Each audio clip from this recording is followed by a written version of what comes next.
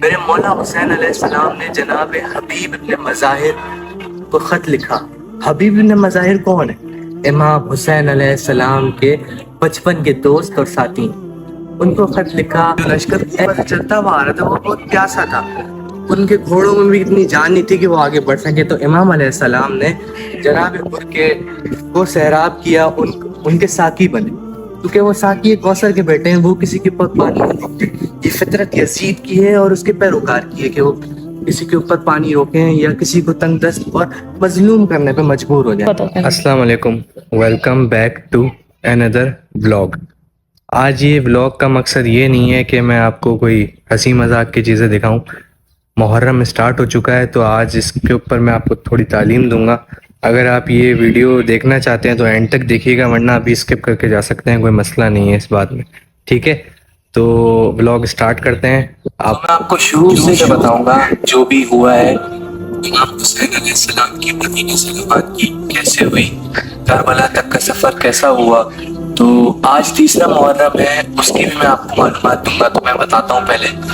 یزید ابن معاویہ، لعنت بے شمار اس پر، اس نے امام علیہ السلام کو خط بھیجا یا کوئی تم میری بیعت کرو، کیونکہ وہ کام خراب کرتا تھا، وہ وہاں کا گورنر بن چکا تھا۔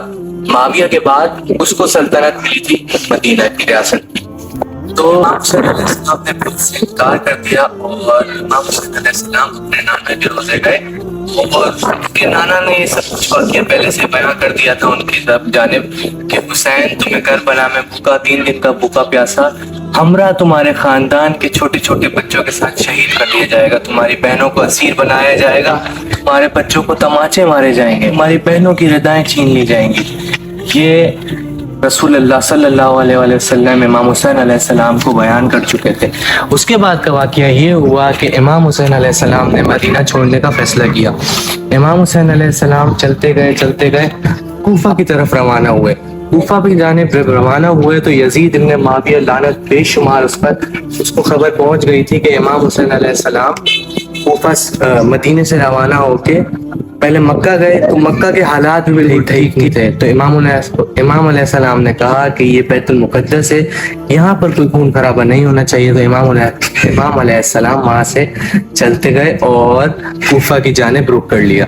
کوفہ پہنچے تو وہاں پہ یزید کو پتہ چل چکا تھا کہ امام حسین علیہ السلام مکہ سے بھی روانہ ہو چکے ہیں۔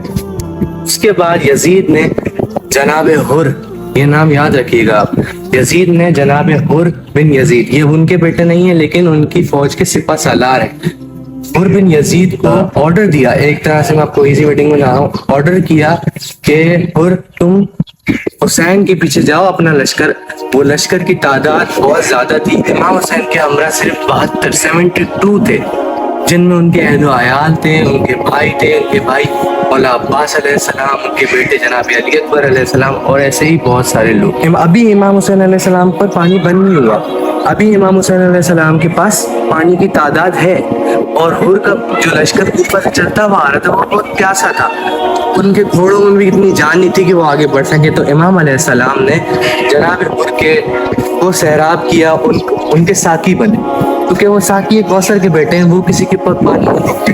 یہ فطرت یزید کی ہے اور اس کے پیروکار کی ہے کہ وہ کسی کے اوپر پانی روکیں یا کسی کو تنگ دست اور مظلوم کرنے پہ مجبور ہو جائیں۔ یا دوسرے محرم کا اینڈ میں پڑھتے ہیں تو جناب مسلم بن عقیل، جو کہ امام حسین علیہ السلام کے سفیر ہیں، سفیر حسین کہا جاتا ہے جن کو، ان کو امام علیہ السلام نے کوفہ بھیجا اور دیکھا کہ کیا خبر ہے، کیا خبر، سوری ڈسٹربنس کے لیے، کیا خبر ہے بتاؤ مجھے مسلم۔ تو مسلم بن عقیل کو سفیر حسین کہا جاتا ہے اور وہ وہاں جا چکے تھے، اتنے میں وہاں پر ان اپنے 2 ننھے شہزادوں کے ہمراہ، اتنے میں یزیدی فوج کو وہ بھی پتہ لگ گیا اور جناب مسلم بن عقیل کو شہید کر دیا گیا، دارالامان کی حکومت سے دھکا دے دیا، تو امام علیہ السلام کے سفیر وہاں پر شہید ہو گئے، ان کے جو 2 ننھے شہزادے تھے ان کا بھی پتہ لگ گیا اور ان کا بھی چھوٹے چھوٹے شہزادوں کی گردنیں کاٹ کے، یہ ظلم نہیں ہے، ان شہزادوں کی گردنیں کاٹ کے ان کو بھی شہید کر دیا گیا۔ اور اب میں آپ کو بتاتا چلوں گا کہ تیسرے محرم کا واقعہ۔ اب دوسرے محرم کو امام علیہ السلام کربلا پہنچے، وہاں پر اپنے خیمے لگائے، یہ میں جو آپ کو ریت دکھا رہا ہوں نا، اس پہ بھی میں ننگے پاؤں نہیں کھڑا ہو سکتا، وہ کربلا کی ریت تھی. یہ آپ جو ریت دیکھ سکتے ہیں اس پہ میں ننگے پاؤں کھڑا نہیں ہو سکتا. کیا ہے 35-38 ہوگا. لیکن کربلا آپ کو جیسے پتا ہے ایک ڈیزرٹ ٹائپ کا ہے. سب سے پہلا خیمہ کس کا ہے؟ ابوالفضل العباس، میرے مولا جناب عباس علیہ السلام کا، جو کہ امام حسین علیہ السلام کی فوج کے سپہ سالار ہیں. ان 72 لوگوں کے سپہ سالار ہیں جو کہ اپنی بہادری اپنے بابا کی نسبت سے جانے جاتے ہیں. اور جیسے مولا علی علیہ السلام جنگوں میں لڑا کرتے تھے جن کا کوئی ثانی نہیں تھا، تو ویسے ہی مولا عباس کا بھی کوئی ثانی نہیں ہے جنگجو میں. اس کے بعد جو خیمہ ہے وہ میرے حسین علیہ السلام کے صحابی کرام کا ہے. ابھی تک کچھ صحابی پہنچے بھی نہیں ہیں اور کچھ صحابی پہنچ چکے ہیں. تو امام حسین علیہ السلام نے سارے صحابیوں کے خیمے لگائے. امام حسین علیہ السلام نے اپنا خود کا خیمہ لگایا اور اپنے خیمے کے بعد ڈائریکٹ اپنی بڑی بہن جناب زینب الکبریٰ کا خیمہ لگایا، جو کہ امام علیہ السلام کی بہن ہے اور ثانی زہرا ہے. وہ مطلب آپ سمجھ لیں کہ بی بی زہرا کا کردار ادا کر رہی ہیں ایک ماں بن کے. ویسے تو امام حسین علیہ السلام کی بہن ہے وہ، لیکن ایک ماں بن کے امام حسین علیہ السلام کے ساتھ ہیں وہ، اور اپنے چھوٹے چھوٹے بچے ہیں ان کے.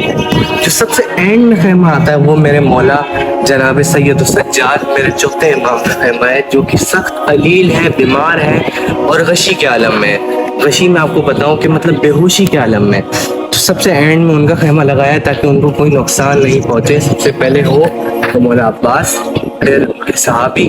ایسے میں نے آپ کو تیسرے محرم کا واقعہ اب بتانا ہے. تیسرے محرم کو یہ ہوا کہ جمع لگا دیے ہیں، ایک دن ہو چکا ہے کربلا میں، اور امام حسین علیہ السلام تنہا اور بے بس ہے. ویسے تو امام حسین علیہ السلام کو پتا ہے کہ وہ تماچے لگیں گے. آپ بھی فیل کر سکتے ہیں آپ کے خاندان میں سے اگر کوئی ایسے ہو، آپ بولتے ہیں نا روئے جو شہادت و منکر کے. میں آپ کو اینڈ میں شعر بتاؤں گا پھر وہ بھی سنیے گا، آپ ایسے نہیں جائیے گا. کہ شاعر نے کیا خوب کہا ہے، اپنا کوئی مرتا ہے تو روتے ہو تڑپ کر، اپنا کوئی مرتا ہے تو روتے ہو تڑپ کر، پر سبت پیمبر کا کبھی غم نہیں کرتے. ہمت ہے تو محشر میں پیمبر سے یہ کہنا، ہم زندہ و جاوید کا ماتم نہیں کرتے. نہ اشک بہاؤ کہ نہیں زیب یہ تم کو، قاتل کبھی مقتول کا ماتم نہیں کرتے.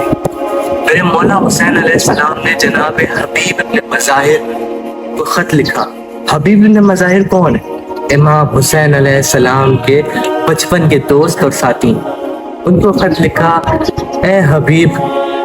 خط میں پہلے اپنا تعارف کرایا، پروردگار کے نام سے شروع کیا. اے حبیب، میں حسین تمہارے بچپن کا ساتھی، تمہیں یہ پیغام پہنچانا چاہتا ہوں کہ میں کربلا میں مجبور و بے بس گھیر لیے گیا ہوں. مجھے یزیدی فوجوں نے آگے اور پیچھے سے گھیر لیا ہے. اگر تم میری مدد کو آ سکتے ہو تو آ جانا شب عاشور سے پہلے. شب عاشور کہتے ہیں 10ویں محرم کو، اس سے پہلے آ جانا، نہیں تو پھر روز قیامت تم سے ملاقات ہوگی. یہ میرے مولا حسین ہے جو کسی چیز کا گلہ نہیں کر رہے ہیں. میرے مولا حسین کیا بات ہے، وہ کسی چیز کا گلہ نہیں کر رہے ہیں، کسی چیز پہ صرف کہہ رہے ہیں کہ حبیب اگر تمہیں میرے ساتھ ہونا ہے، میرے ساتھ شہید ہونا ہے تو میرے ساتھ آ جاؤ.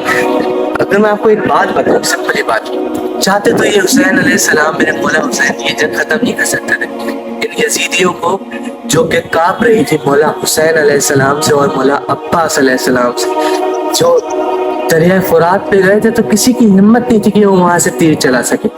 کیا یہ پروردگار کی رضا تھی؟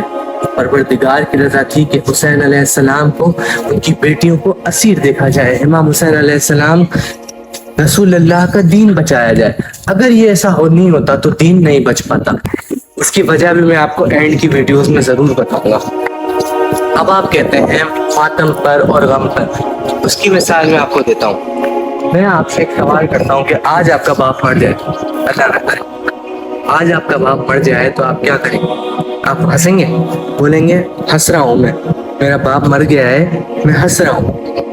آپ اس بات کو کبھی بھی ایکسپٹ نہیں کریں گے. اور جو یزیدی آج بھی جو بول رہے ہیں نا کہ تم ہائے حسین کہتے ہو، ہم واہ حسین کہتے ہیں، تو ہائے حسین وہی کہتا ہے جس کے سینے میں درد ہو. تمہارے سینوں میں درد نہیں ہے. جنہیں بھی بغض ہے تطہیر کے گھرانے سے، وہ پاک جتنے بھی ہوں سارے پلید رہتے ہیں. جب آیا محرم تو کھل گیا سب پر، ہمارے ملک میں کتنے یزید رہتے ہیں.